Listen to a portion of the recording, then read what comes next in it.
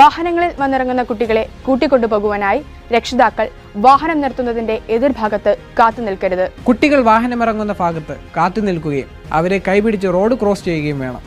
Road cross ചെയ്യുമ്പോൾ ആദ്യമായി വലത് ഭാഗത്തേക്ക് നോക്കി വാഹനങ്ങൾ വരുന്നില്ല എന്ന് ഉറപ്പുവരുത്തുക. പിന്നീട് ഇടത് ഭാഗത്തേക്കും ശേഷം വലത് ഭാഗത്തേക്കും നോക്കി വാഹനങ്ങൾ വരുന്നില്ല എന്ന് ഉറപ്പുവരുത്തിയതിനു ശേഷം മാത്രം